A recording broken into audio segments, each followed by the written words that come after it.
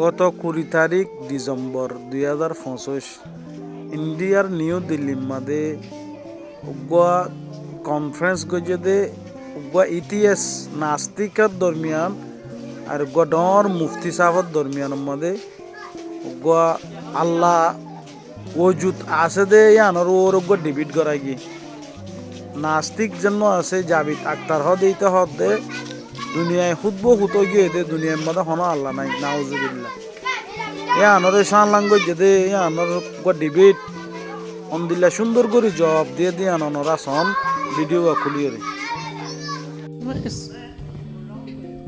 भैया आपने बहुत अच्छा जस्टिफिकेशन दिया या आप वो जो वहाँ के प्राइम मिनिस्टर इजराइल के उन्हें भेजिए वो बहुत खुश होंगे। आप जस्टिफिकेशन दे देना कि अगर गॉड नहीं है तो बच्चे क्यों मर रहे हैं, आप बताएं। वो ये सवाल पूछ रहे हैं कि अगर आप ईश्वर का अस्तित्व नहीं मानते हैं तो उन बच्चों की मौत को आप कैसे इंटरप्रेट करते हैं।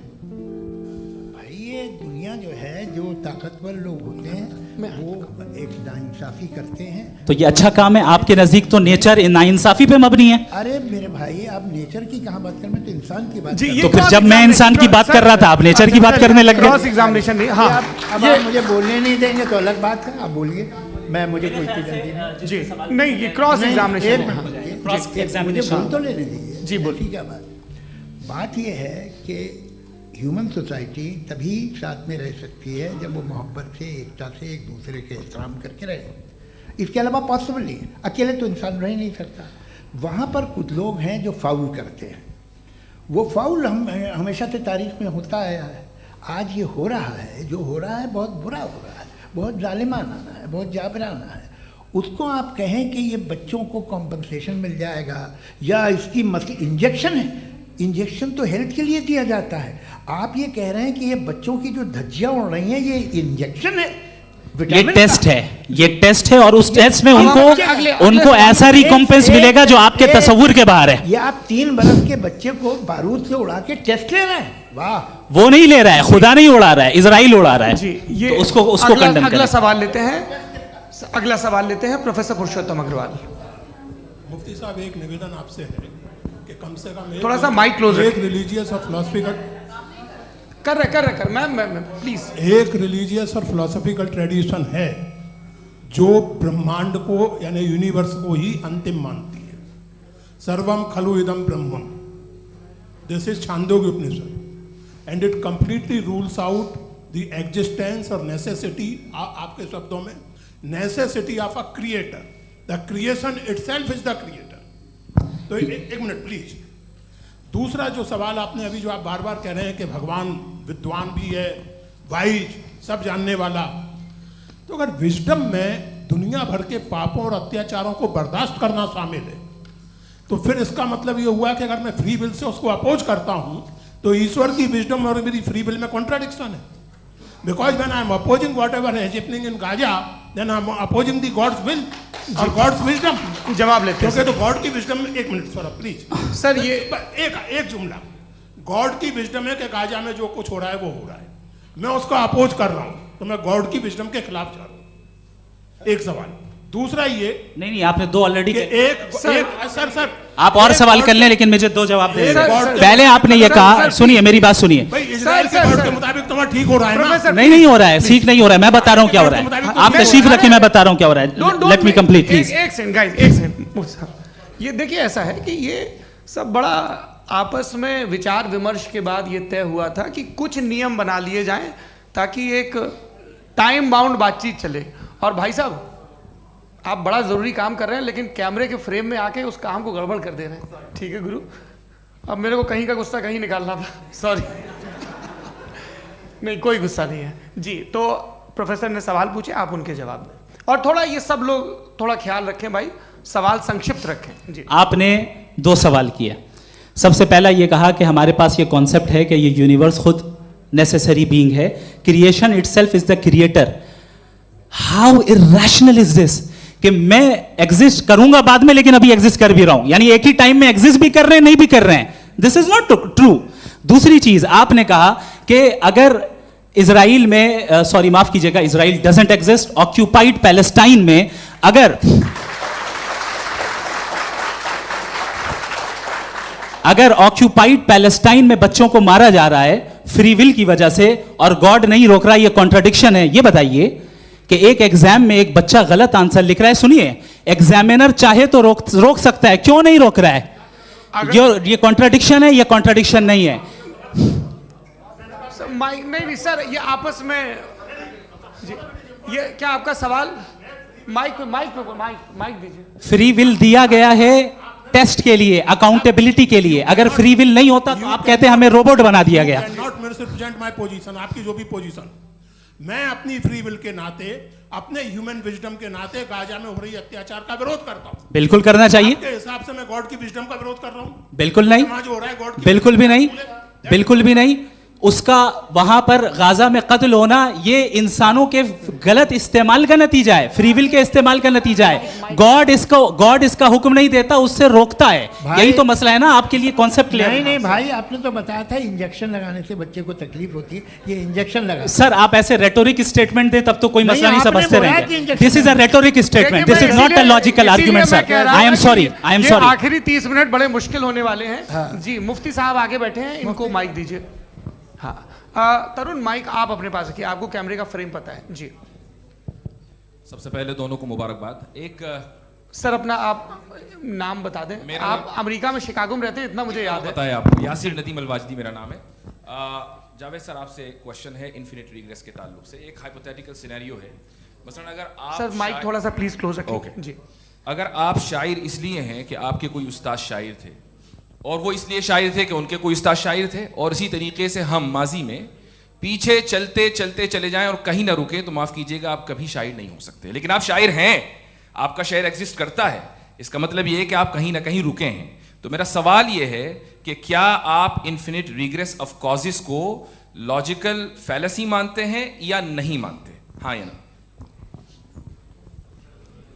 मैं इन्हें लॉजिकल फैलेसी नहीं मानता हूँ, लेकिन मेरा प्रॉब्लम यह है कि जब मैं नहीं मानता हूँ तो I continue with this logic जो फैलेसी नहीं हो। आप एक जगह रुक जाते हैं जाके, आप कहते हैं ये गेंद कैसे बनी, ये जजीरा कैसे बना, ये समंदर कैसे बना, ये ज़मीन कैसे बनी, और अचानक गॉड पे जाके आपको ब्रेक लग जाता है। एक बार आप सवाल नहीं करते कि भाई इनको बनाने वाला तो इनसे भी कॉम्प्लिकेटेड होगा, वो कैसे बना, उसके बारे में आपने इत्मीनान कर लिया, वो हमेशा से है। तो अगर आप उसे हमेशा से मानते हैं तो फिर ये मान लीजिए कि कायनात हमेशा से है, क्या तकलीफ? फिर हम वजूद में नहीं आते जी है?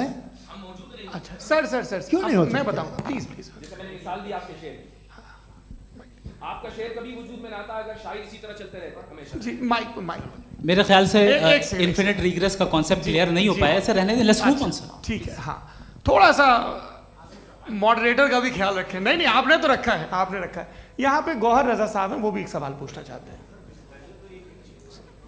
माइक नीचे से ऑन कर दिए नीचे। पहले तो ये कह दूं कि मैं उन बच्चों से शर्मिंदा हूं जिनको गज़ा में कत्ल किया गया,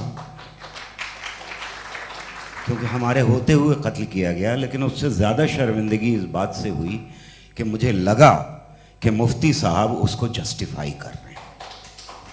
बिल्कुल भी नहीं, आप बहुत ही गलत। मुझे लगा मैं गलत हो सकता हूं, बिल्कुल गलत मैं है। सवाल पूछ रहा हूं, सवाल मैं सवाल पूछ रहा हूं। मैं जावेद भाई से डिसएग्री करता हूं। एक सेकंड देखिए, अगर देखिए ऐसा एक सेकंड आप सर वेट अरे आप कुछ मेरे पहले मुझे अपनी बात कह लेने दीजिए।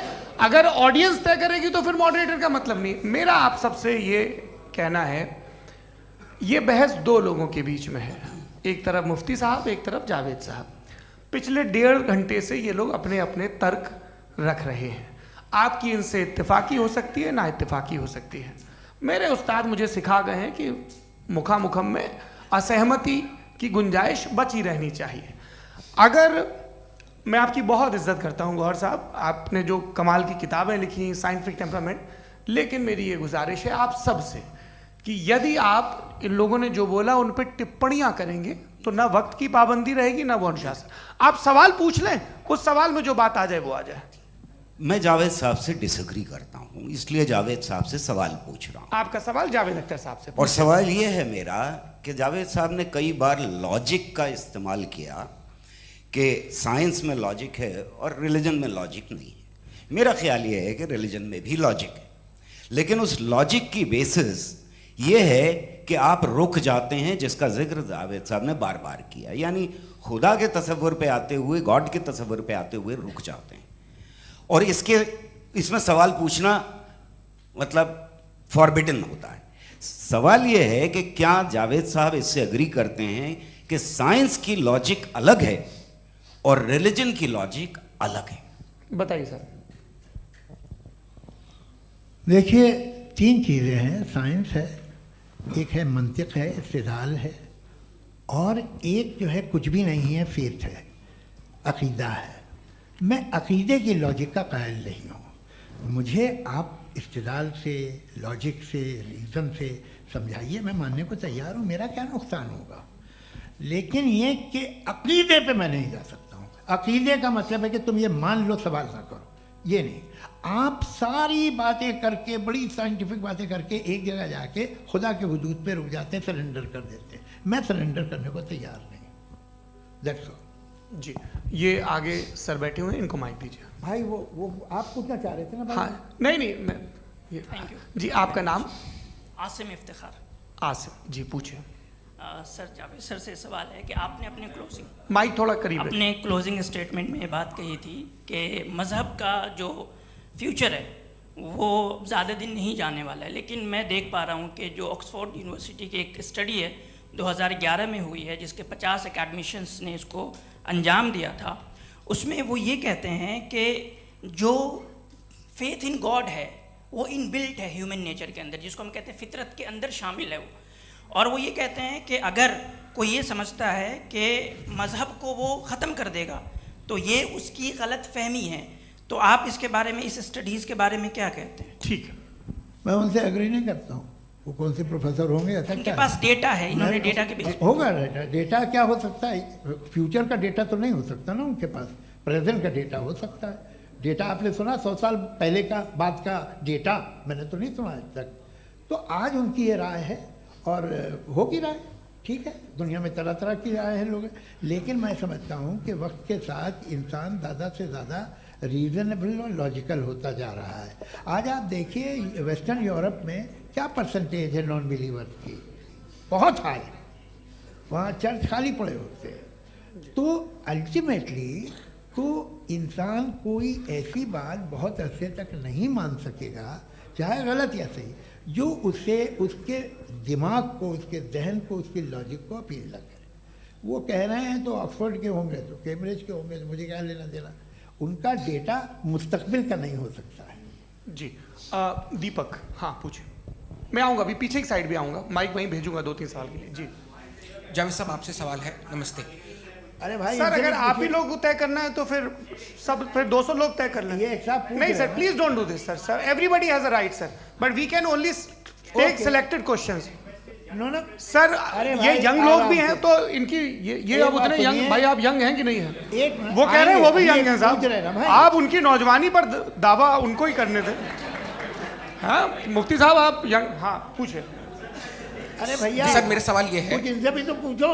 जी नहीं, बस आपसे एक सवाल है। जैसे थीस्टों के पास अपने जो ईश्वर को मानते हैं उनके पास अपने सोशल गेट टुगेदर्स हैं। 5 रोज़ आज क्रिसमस आने वाला है, होली है, दिवाली है, ईद है। एथिस्ट क्या ऑफर कर रहे हैं? मतलब मैं इनकी दुकान से बोलूं, मैं आना चाहता हूं उस तरफ, पर मैं अट्रैक्ट नहीं हो पा रहा हूं। मैं सोशल गेट टुगेदर्स क्या है आपके पास?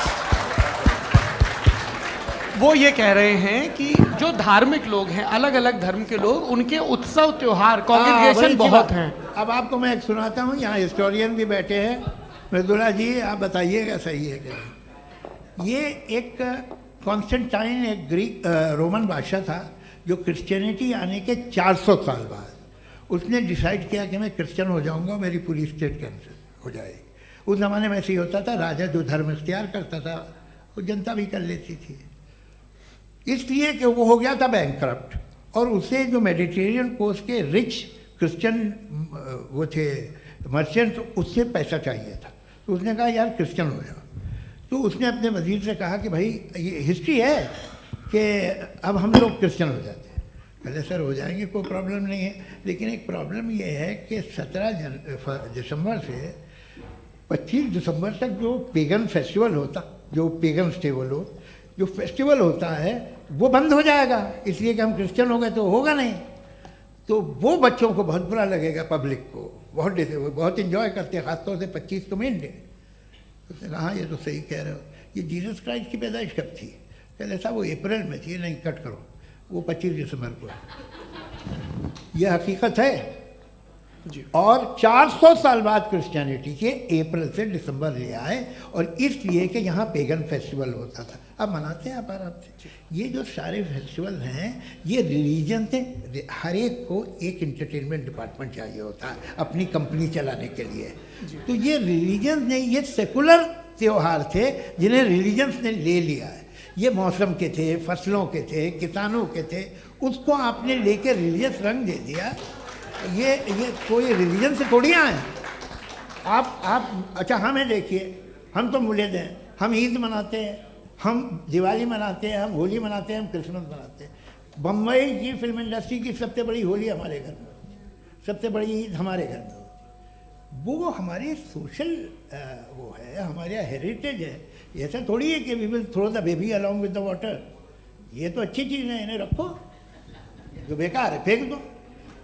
जी हाँ, हेलो जी, मेरा सवाल नादवी जी से है।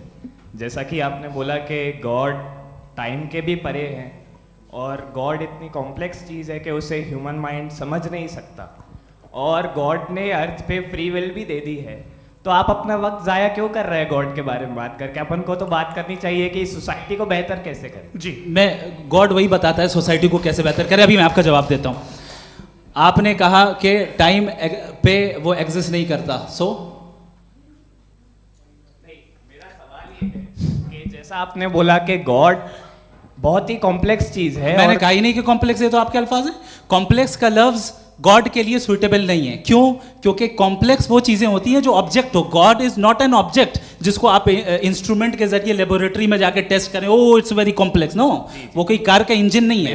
वो फिलोसॉफिकली नेसेसरी बीइंग ऐसी बीइंग है जो सिंपल बीइंग है। हाँ, आप उसको मुकम्मल तौर पे उसकी तमाम हिकमतों को जान ले और हर चीज को जान ले, ये पॉसिबल नहीं है, क्योंकि वो ऑल वाइज है, आप ऑल वाइज नहीं है, और वो खुदा है, वो आपको सारी चीजें बता दे, ये जरूरी नहीं। मेरा सवाल ये नहीं था, मेरा सवाल ये था कि जब गॉड इतना परे है इस दुनिया से कि उसने अर्थ पे फ्री विल भी दी है, हम सब ह्यूमंस की फ्री विल है, और जो सोसाइटी में हो रहा है वो अपन लोग डिसाइड करेंगे, तो अपन लोग डिसाइड नहीं करेंगे ना, अपन लोग डिसाइड नहीं करेंगे।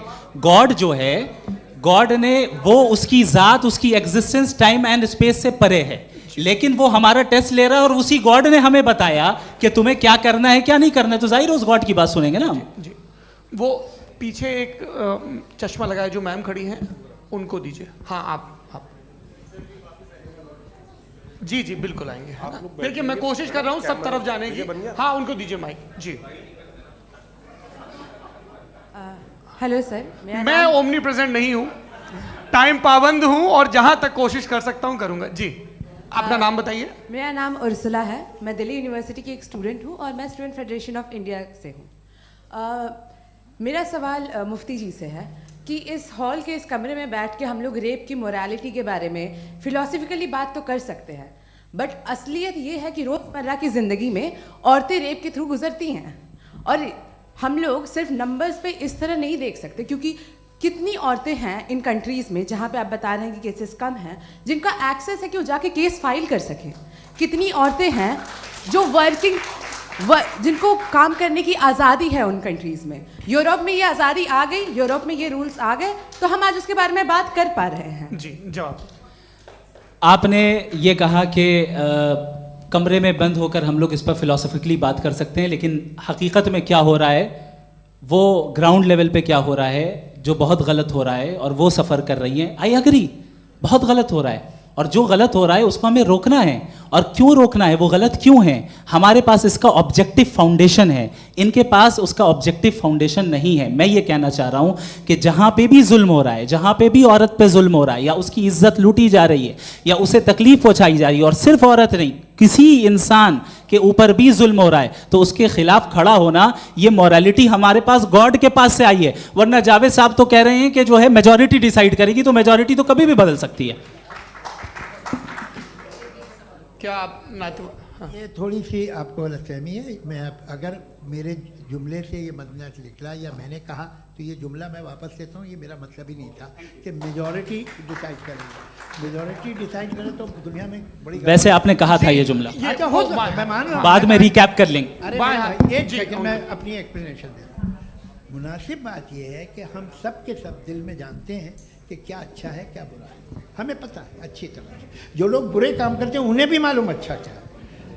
यही तो सवाल था हजरत कि फिर ये मोरालिटी आई कहाँ से? क्रॉस एग्जामिनेशन, हाँ जी हाँ। मोरालिटी साथ रहने की डिजायर से आई, यानी साथ रहकर जो कुछ कह दे जो कुछ कर दे वो हो जाएगा? नहीं नहीं, तो आप कायदे से रह ही कर सकते हैं जब तक लोगों में मोरालिटी हो, वरना क्यास हो जाएगा। ये आपको कैसे पता? जी हमने देखा ना, जहाँ मोरालिटी का क्यास हो गया, हम देखते हैं। कहाँ पे देखते भाई हैं? दुनिया में आप जो कह रहे हैं, आप कहीं पे अगर गलत हो रहा है इस बहस तो के उसको बाद आप मैं गलत देखिए।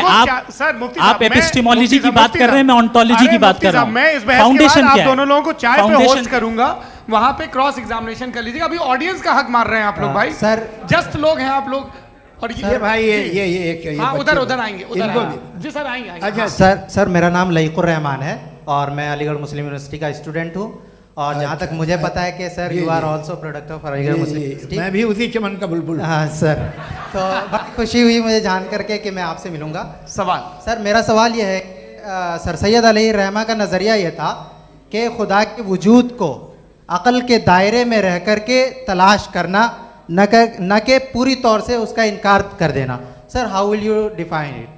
नहीं तो ये तो आप इन्हें बताइए। ये सवाल आपसे खुदा का वजूद साबित कर रहे हैं तो सर आपने इनकार कर रखा है, इस वजह से मेरा क्वेश्चन उन्होंने यही सर से एक सेकंड, सर सैयद ने यही कहा ना कि अक्ल से आप खुदा के वजूद को साबित नहीं कर सकते, यही कहा ना भाई। वो उन्होंने कहा कर सकते हैं और वो कर दिया गया आज। वो फोन तलाश करना या साबित करना अक्ल से अक्ल से नहीं हो सकता। अरे सवाल तो सुन लीजिए जी। अक्ल से नहीं हो सकता है, यही कहा ना आपने। अक्ल से हो सकता है, अरे वो यही कह रहे हैं भाई, आप बता रहे हो सकता है, वो तो कुछ और। आप अगर सर देखो नौजवान फोन ले लो, वो इतनी कमाल की यूनिवर्सिटी है। अरे भाई दे दो जरा, एक मिनट दे दो भाई, मेरी बात सुनो, माइक पे बोलो ताकि जो लाखों लोग देख रहे हैं। माइक दे दो ना। अरे देंगे ना माइक, तुम ठहरो तो। हाँ सर मेरा सवाल ये था कि सर सैयद अलैहि रहमा का एक नज़रिया था अपना कि खुदा का जो वजूद है उसको अक़ल के दायरे में रह कर के तलाश करना है, न कि पूरे तौर से इनकार कर देना है। ये उनका कॉन्सेप्ट था। लेकिन मेरा सवाल ये है कि आप इसको कैसे डिफाइन करते हैं, एक्सप्लेन कैसे करेंगे, मैं आपसे जानना चाहता हूँ। चूँकि you are the product of Aligarh Muslim University. मुझे अक़ल के दायरे में रख के मैंने बहुत तलाश की, मुझे मिला नहीं। हाँ ये इधर उधर वो चश्मा लगाए जो, हाँ उनको दे दीजिए। जी जी फटाफट पूछिए, बस 5 मिनट है, 5 मिनट में खत्म हो रहा है। हाँ अस्सलाम वालेकुम मुफ्ती साहब। एंड मेरा सवाल जावेद अख्तर साहब से। क्या नाम है आपका? अरे भैया सब मुझे पूछ रहे हैं। फैज पूछिए फैज साहब। तो मेरा सवाल ये है कि अभी जो एथियस्ट है वो problem of evil argument use कर रहे हैं अगेंस्ट मुस्लिम्स, राइट? कि इस दुनिया में इतना सारा ईविल है और अगेंस्ट मुस्लिम तो यहाँ अगेंस्ट थियस्ट। हाँ थोड़ा सा करेक्ट कर लीजिए भाई। पूरी मशक्कत ही इसी बात की थी कि किसी एक मजहब पे बात ना टिके। जी तो बेसिकली ये आर्ग्यूमेंट ऐसा है कि इस दुनिया में इतना ज़्यादा ईवल एग्जिस्ट करता है और अगर एक ऑल गुड गॉड है तो वो रोकता क्यों नहीं है? लेकिन इस सवाल में एक हिडन अजम्पशन ये है कि इस दुनिया में ईवल एग्जिस्ट करता है। अब एथियस्ट ये कैसे ऑन्टोलॉजिकली प्रूव कर सकते हैं कि इस दुनिया में ईवल एग्जिस्ट करता है? मैं आपको बताता हूँ, थोड़ा सा समझा। नहीं सर हम लोग इनको सुनने आए। नहीं please don't do that. I want to explain ontology. नहीं हम समझ गए सर, इनको अब जवाब देने दीजिए। अच्छा सवाल पूछ लो। मैं अभी तक क्या था वो मैं थोड़ा सा ऐड ऑन कर लेता हूँ। तुम गुरु, तो हम जब इसका राउंड 13 करेंगे ना तब तुमको स्टेज पे बिठाएंगे। जी तो हाँ जल्दी से। तो देखिए एथियज्म के हिसाब से सब कुछ रैंडमली बन गया है, सब कुछ एटम्स और मॉलिक्यूल्स है। एक पत्थर में और मुझ में सिर्फ इतना फर्क है कि हम लोग एटम्स और मॉलिक्यूल्स का अलग अलग रीअरेंजमेंट है। अब एक पत्थर को कोई इंसान तलवार से 2 टुकड़ों में काट दे या मुझे, according to atheism it is same. There is no evil and good according to atheism. जी अच्छा फैज साहब का सवाल ये है कि हाँ कोशिश भी करते तो इससे गलत सवाल नहीं कर पाते। एक लाइफ फॉर्म है और लाइफ फॉर्म में फीलिंग्स हैं, मतलब लाइफ फॉर्म सुनता है, देखता है, टेस्ट कर सकता है, फील कर सकता है। तो उसकी जो क्वालिटी इस बबल में आ गई हैं वो जानवर में भी है, इंसान में भी है। तो जाहिर है कि उसे कोई तकलीफ पहुंचेगी, तो चूंकि उसके पास वो सेंसिटिविटी है तो मैं करेगा, पत्थर में वो सेंसिटिविटी नहीं है। तो ये क्या सवाल हुआ कि अगर पत्थर को काटा तो पत्थर को तकलीफ नहीं होती, तो आपको काटे तो आपको क्यों तकलीफ होगी? बैठ जाइए जी। हाँ, अगला सवाल। हाँ, पूछे जी। जावेद अख्तर साहब। अरे भैया, सब आप लोग मुफ्ती साहब को छोड़ रहे हैं, वो मेरे ही पीछे पड़े हैं क्या? फिर चलो बोलो भाई। You asked how God can exist when children die in Gaza. हाँ? You asked how God can exist when children die in Gaza, and you also mentioned the rise of atheism in Europe. But the same events also are leading many atheists and non-believers to turn towards faith. How do you interpret this contradiction, where suffering pushes some away from God, yet brings others closer to belief? देखिए, आपको एक बात बताऊं, दुनिया perfect तो कहीं भी नहीं है, हर जगह कुछ खामियां हैं। बेटा एक मिनट, आप ही को कहेंगे, देखो वो तो कुछ खामियां, कमज़ोरियां, खराबियां सब जगह है। लेकिन अगर देखोगे ईमानदारी से कि दुनिया सबसे ज़्यादा महज़ब कहाँ है, एक आम शहरी को कहाँ हुकूक हासिल हैं, वो बोल सकता है, अपनी मर्ज़ी से काम कर सकता है, अपनी मर्ज़ी से राय दे सकता है, हुकूमत के ख़िलाफ़ बोल सकता है, बरसर इक़्तिदार लोगों के बारे में बोल सकता है, सरमायादारों के ख़िलाफ़ बोल सकता है। तो आपको ये स्कैंडिनेवियन कंट्रीज़ में मिलेगा, वेस्टर्न यूरोप में मिलेगा। मैं नहीं कह रहा वो परफेक्ट है, बिल्कुल नहीं, वहाँ बहुत ख़राबियाँ भी हैं, परफेक्ट तो कोई। लेकिन जिन जिन मुल्कों में, लैटिन अमेरिका देखो, गल्फ़ देखो, वहाँ पर आपको ये ज़रूर है कि रेप नहीं होते होंगे। रेप की ज़रूरत क्या है भाई? उसको तो ख़रीद लो, घर में रखो, सड़क पर रेप करने की क्या ज़रूरत है? मगर सुनिए, मगर हकीकत ये है कि वहाँ शख्सी आज़ादी राय देने की, बोलने की नहीं है। जी, ये एक आखिरी सवाल मुफ्ती साहब से। हाँ मैम, इनको माइक दीजिए। शुक्रिया। मेरा नाम मनीषा है, मैं हरियाणा से आई हूँ। मैं मुफ्ती साहब से एक बात पूछना चाहती हूँ। आप बार बार जावेद साहब को कॉन्ट्राडिक्ट तो कर रहे हैं कि आपने ये कहा, लेकिन आप भी अजम्पशंस के बेसिस पे बात कर रहे हैं। आपने खुदा के होने का कौन सा प्रूफ पेश किया है, खुदा की एग्जिस्टेंस का? अब इस सवाल को अलग रहने दीजिए, कौन एथीस्ट है कौन नहीं है। और दूसरी बात जो आपने एक छोटी सी कही थी कि ये फ्री विल का इस्तेमाल करता है इंसान अपनी, लेकिन इस फ्री विल का इस्तेमाल में मतलब खुदा ने ये दे दी सबको ये इजाज़त कि वो कितना घिनौनापन और कितने ज़्यादा ख़राब से ख़राब तरीके इस्तेमाल कर सकते हैं। जब आप सुनते जी, आप फ्री विल को मानती हैं ना, या अब कहती हैं कि फ्री विल नहीं है ना? मानती है ना? तो अब आपके पास इसका कोई एक्सप्लेनेशन नहीं है कि अगर एक इंसान उस फ्री विल का इस्तेमाल करके गलत काम कर रहा है और बच के अच्छी ज़िंदगी गुजार के निकल जा रहा है, उसका कोई रिकम्पेंस नहीं है। हमारे वर्ल्ड व्यू में जो इंसान गलत काम कर रहा है उसको भी रिकम्पेंस यानी उसका बुरा बदला मिलना है, और जो सही काम कर रहा है उसको सही बदला मिलना है।